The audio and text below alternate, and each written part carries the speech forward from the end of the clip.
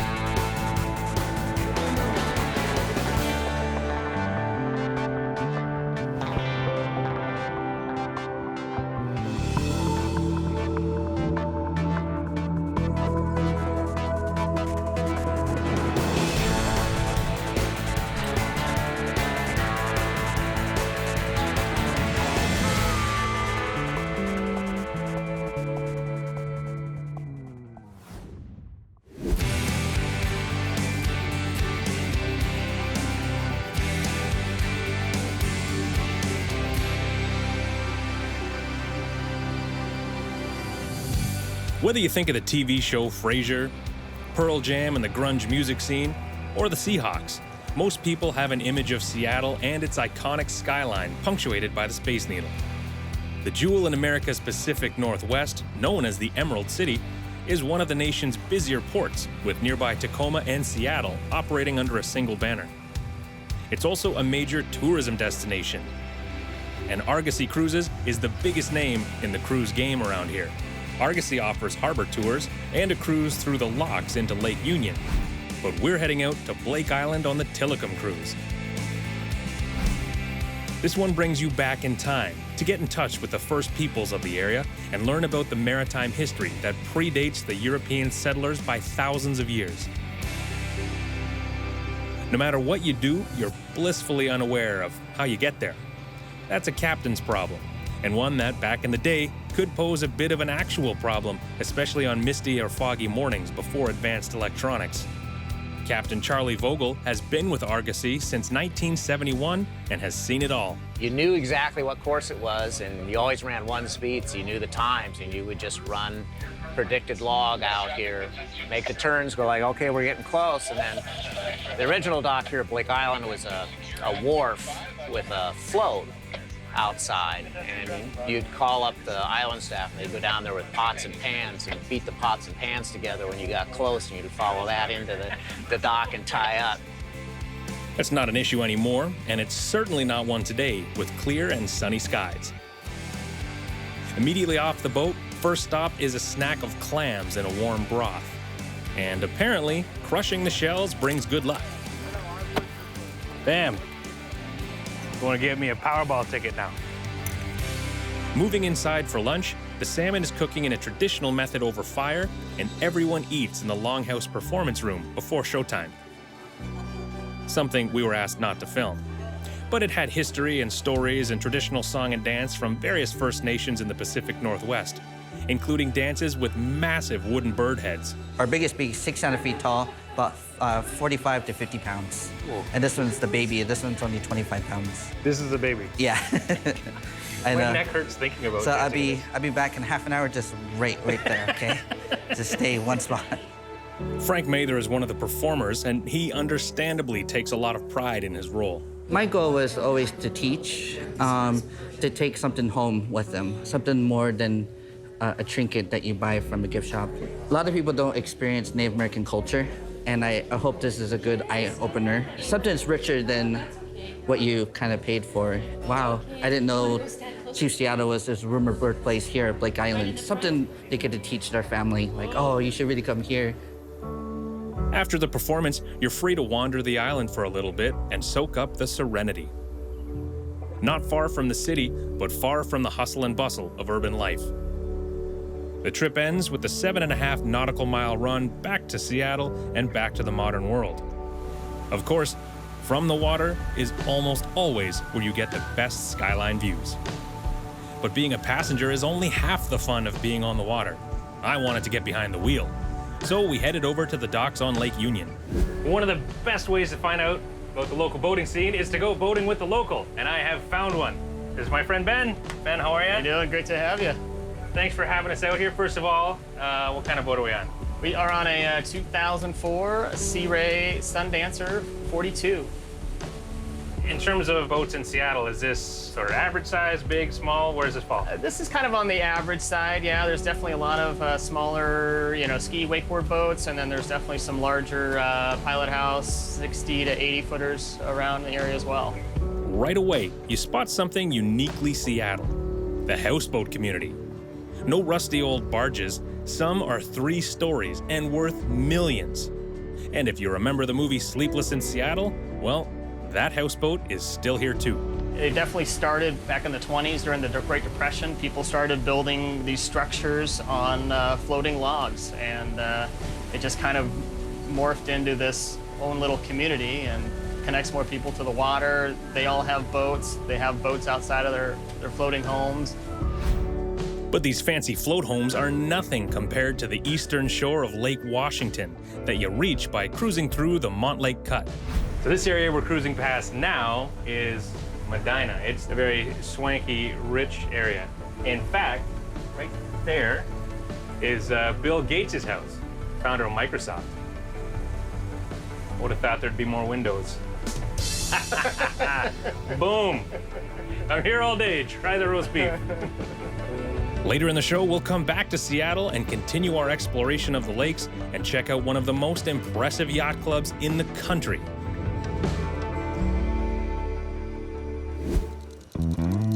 One of the best upgrades you can make to an older boat is, believe it or not, the anchor.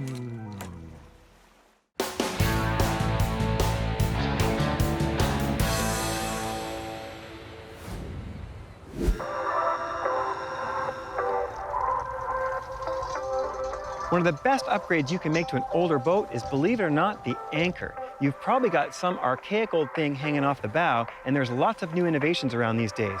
And this Vulcan 20 is a great example.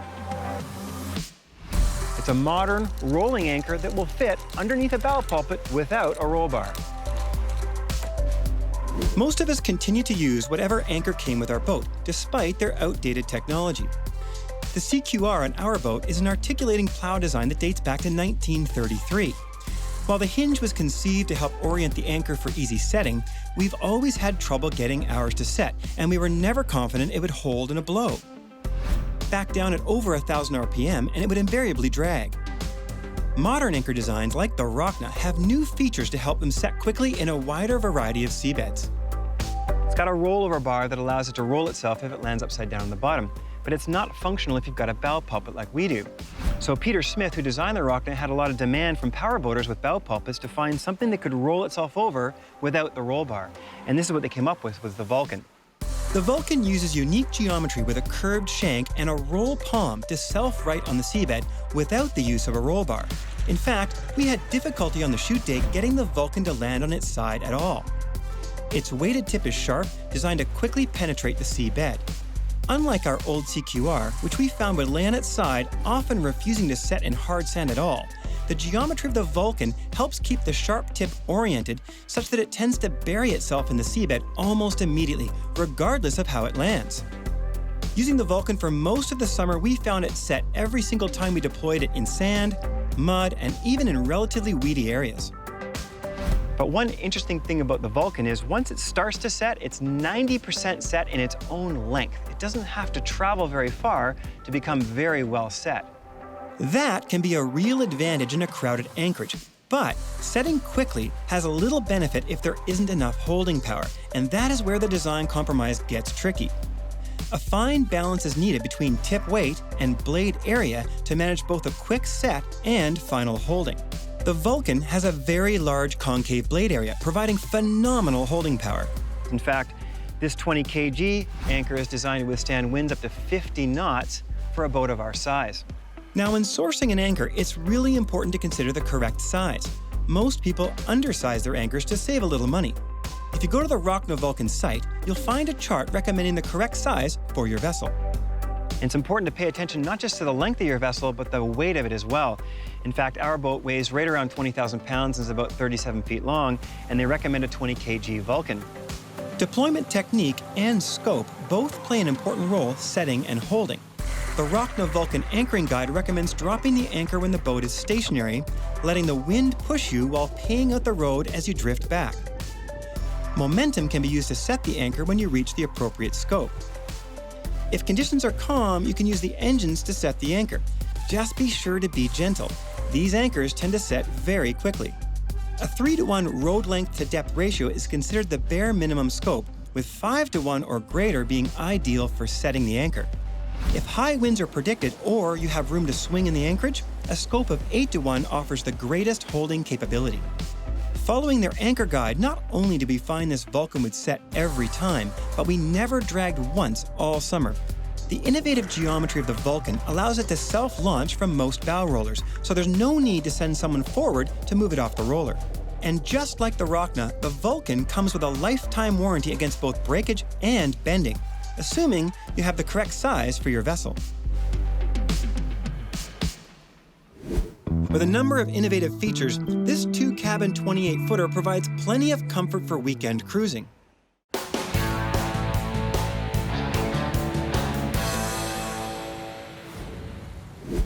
The technology in new boat motors is just astounding. And a lot of the new boats you'll see, if they have a Mercury, will have the VesselView system on the dash, the digital display that gives you all of the info you're looking for. But not every boat has it, and if you have an older boat, it's probably not on there. So what do? Well, you can install this, the VesselView Mobile. If your engine is a 2003 or newer and 40 horsepower or higher, it'll probably work on that. In the package, you have the VesselView Mobile module and a way to secure it once you're in. That's a later problem. So step one, we have to find the 10-pin connector terminal end, generally the nice yellow cap on it here.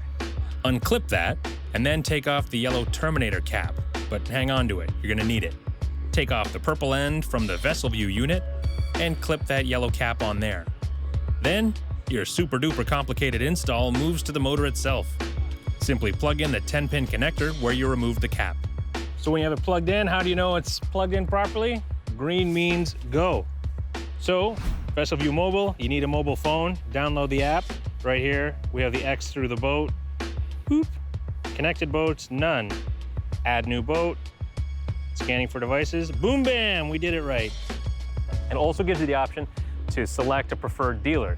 Could be where you buy your boat from or the closest one to you that you get it serviced at. Why that's good is because then your dealer can see all this data. You can share it with them for maintenance and problems and faults and all that sort of thing. So let's splash it and see it in action. So one of the main benefits of the VesselView mobile system is the accuracy. I look at the analog gauge, it says I'm doing something close to 3,000 RPM, but you'd be a guess. I look over here, I'm doing precisely 2,830.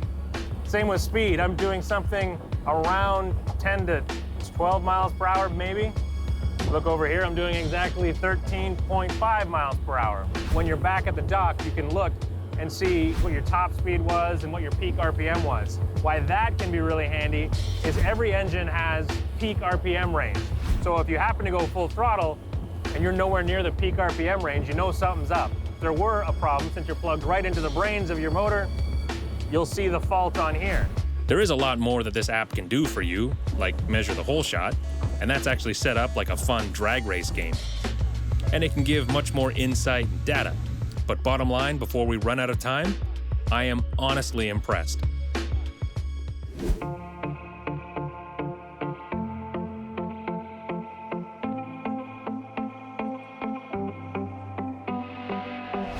Today, we're taking a look at a 2015 Jeanneau Merry Fisher 855. With a number of innovative features, this 2-cabin 28-footer provides plenty of comfort for weekend cruising. Now, the Merry Fisher is part of the NC family, and NC stands for New Concept. Part of that is the hardtop design, and part are the innovative features like this collapsing sliding door. Now, this really opens up the entryway space for a small boat like this. Remember, this is only a 28-foot boat, but look how much room you have. The small aft galley has a standard single-burner glass cooktop and stainless sink. To the right, we find a small cubby with cutouts for wine bottles, and below, convenient pull-out trays help keep things organized. A small fridge is located forward under the helm seat. But if you're planning to spend the entire weekend on the hook, you'll probably need to bring a cooler. And with a small space, Jeanneau had to be fairly inventive to find unique ways to add versatility. One of them is this convertible seat. Simply slide it forward, pop the backrest cushion out, fold the table over, and you've got a dinette. Now, believe it or not, this is a 2-cabin boat, and each cabin has its own dedicated door. Very nice to have a door instead of just a curtain. The mid-cabin is quite spacious and bright, with its own hull-side window with privacy curtain. And for the master, it's a pocket door, so it's not taking up any space swinging out into the stairwell. Now here's something you never see in a 28-foot boat, a full Queen Island berth. It's a little bit tight in here, and that's why you don't usually see them. Pull the center cushion out, you can slide the foot of the bed forward, creating plenty of room to walk around inside the berth. It is so nice to have a full-size head on a 28-foot boat, and this one has almost 6 feet of headroom. Above, we find a massive sun pad at the bow, which is often a quiet place to relax away from the busy cockpit. And as someone who spends a fair bit of time on the hook, it's really, really nice to have an extra large anchor locker. Now with a hard top and a one-piece windshield, the only access to the bow is through the side decks, which are asymmetrical. Now even though the port side deck is a little narrower than starboard, you can see it's still easy to navigate to the bow. The partially covered cockpit is reasonably spacious for an outboard powered boat. It can accommodate 6 or 7 guests thanks to an innovative rear bench seat. Now normally you'd have a bench that's located a fair ways away from the outboards, and that could create a fairly cramped cockpit, but not on the Jeanneau. Our rear bench slides fore and aft to give you lots of cockpit room when you need it, and room for the outboards to trim up when you don't. Jeanneau even provides safe propane tank storage out of the way under the starboard deck. Idling away from the dock, the twin 150 Yamahas are smooth and quiet. Mounted next to each other reduces some of their leverage on the bow, highlighting the benefits of the optional bow thruster. You know, one thing about having a hardtop, sometimes you're glassed in. You don't have a lot of air, but in this boat, we've got a side door we can open up, we've got a side window that opens up, and we got 2 wonderful skylights that let a ton of fresh air in. I do like this helm, mostly because it's a perfect height for me to stand at. I've got great visibility of this big one-piece windshield. There's nothing blocking my view forward whatsoever. Now the A-pillars are a little bit big, but I can still see around them pretty easily. And even though this is a hardtop, I've got 360-degree view no matter where I look. And I really like the sight lines on this boat. I especially love this sliding helm door. You can decide to close it if it's chilly and you don't want to let any air in. But I really, really like having it open. A little lock along the bottom to hold it open. It's great for communicating from boat to boat, and it just lets a nice little bit of air in. The helm seat has a flip-up bolster to accommodate sitting or standing, and when seated, there's a nice footrest for those extended cruises. There are 2 major benefits to outboard engines. One, you can get in really, really shallow, especially if you have to crawl over a little sandbar. And the other is it really extends your season. And up here in Midland on Georgian Bay, it gets pretty cold in the fall.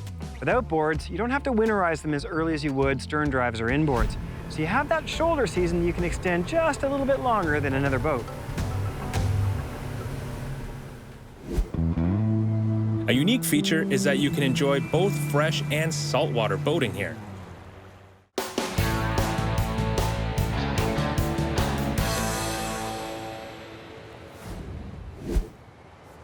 Seattle is the largest city in Washington state, and the greater Seattle area is the largest, by population, in the entire Pacific Northwest, edging even Vancouver, BC. As such, it's a tourism hotspot. The Pike Place Market overlooking Elliott Bay is one of the oldest continuously operated farmers markets in the United States, having been here since 1907. And across the street is the location of the first ever Starbucks. But caffeine aside, the water has always been key here. From passenger transport to cargo port to today's booming recreation scene. Dating back to 1892, the Seattle Yacht Club is one of the oldest on the Pacific Coast. Originally founded with 250 self-described yachting gentlemen, it now boasts 5,000 members, including lots of families. I grew up on boats with my dad. We had a ski boat and then a big powerboat. And then I got into it with my husband. We have a 37-foot Carver Voyager now that we love and the kids love. And we just took it all the way up into Canada this year, all as far north as where? Evans Island, which was fantastic. We stopped in Ganges, Salt Springs, and did all the San Juans up and down. It was an amazing trip. 17 days total. There are 10 proper outstations owned by the club, spread across Washington State and British Columbia. And they range from one that's just a dock to one that's a fully staffed 50-slip facility. Originally on Elliott Bay in downtown Seattle, there were 2 separate clubs that joined together. They've been at the current location for nearly a century, and the main clubhouse is a beautiful spot that's chock full of history.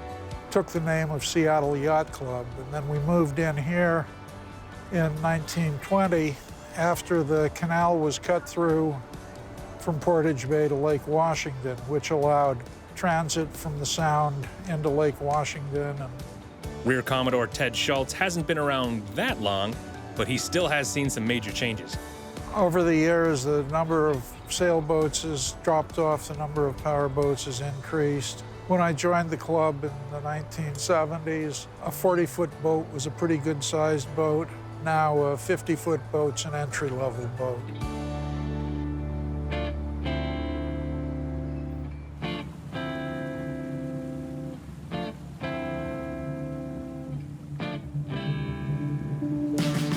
A unique feature is that you can enjoy both fresh and saltwater boating here. In the same day, on the same boat if you want, by going through the Ballard locks. I'm told this carries more boat traffic than any other lock in the United States, and, completed in 1917, it's listed on the National Register of Historic Places, all while remaining operational for commercial and recreational traffic. Also here, on the south side of the channel, is the fish ladder to allow the salmon to work their way back and forth. We didn't catch any on video, but I did snap a photo of one mid-jump. But that's on the far western side of Lake Union, and that takes you into Puget Sound. Back in Portage Bay, we're out again with Ben in his Sea Ray, leaving the yacht club and heading east through the Montlake Cut.